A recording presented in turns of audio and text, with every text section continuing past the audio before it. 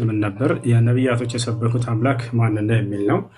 እኔ ስለ አምላክ እስኪ ልንገራችሁ። አምላክ አላህ Subhanahu Wa Ta'ala ነብያቶች የሰበኩት አንዱ አምላክ አብርሃም ምን አለ? ወኢብራሂም ኢዝ ቃለ ሊቀውሚሂ አዕቡዱላህ አብርሃምን ባለ ጊዜ አስታውስ ሙሐመድ ለህዝቦችህ አምላካችሁን አላህን ተገዙ አላቸው ይላል። ስለዚህ አብርሃም ምን አለ? አምላክን አላህን ተገዙ አለ።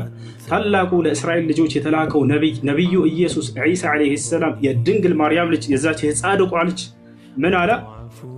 ወኢነ አላህ ረቢ ወረብኩም ፈዕቡዱሁ ሃዛ ሲራጡን ሙስተቂም አለ። በህዝቦቹ ፊት በእስራኤላውያኖች ፊት ቆሞ ምን አለ? የእኔም ጌታ የእናንተም ጌታ እርሱ አላህ ነው፣ እርሱንም በብቸኝነት ተገዙት አለ። ነገር ግን ኢየሱስን ዒሳን ካደው ይሄ ሰውዬ እና ተከታዮቹ እኔ አምላኬን አምልኩ እያለ እየተናገረ ኢየሱስ ክርስቶስ ዮሐንስ ወንጌል ምዕራፍ 20 ቁጥር 17 ላይ ወደ አምላክ ያደርጋለሁኛል አምላክ አለኝ እያለ እያስተማራቸው አይ ተሳስተሃል ኢየሱስ አንተ ራስህ አምላክ ነህ ብለው ካዱት ክርስቲያኖች አያችሁ አይደል? ልክ እንዲሁ ኢልያስ ምን አለ? ወኢነ ኢልያስ ለሚን አልሙርሰሊን ኢዝ ቃለ ሊቀውሚሂ አላ ተተቁነ ተድዑነ በዕለን ወተዘሩነ አሕሰነ አልኻሊቂን አላህ ረበኩም አለ። ኢልያስ ታላቁ የአላህ ነቢይ ምን አለ? የእናንተም የአባቶቻችሁን ጌታ እርሱ አላህ ነውና አላህን ተገዙት አለ።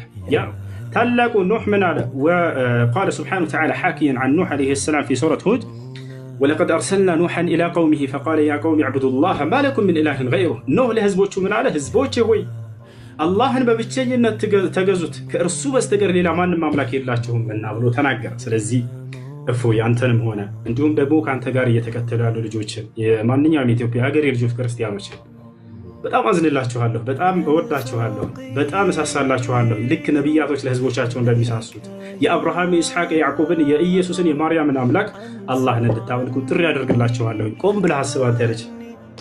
ሌላውን በመክረህ ስለ ክርስትና በደንብ አድርገህ ቤተክርስቲያን ሂደህ ተማር። ስለ እስልምና ጥያቄዎች በሚኖሩህ ጊዜ ከዚህ በኋላ ገስት ላይ የመጣህ እንድትጠይቅ አስተናግድሃለሁ በየትኛውም ሰዓት ነው። ወላሂ ከሁሉም በፊት ለአንተ ቅድሚያ ሰጥሃለሁኝ። አደራህን እፎያዬ፣ አደራ ጥያቄዎች ካሉ መተህ ጠይቀኝ። መልካም ጊዜ ይሆንልህ። ስለተገናኘን በጣም ደስ ብሎኛል እፎይ። እሺ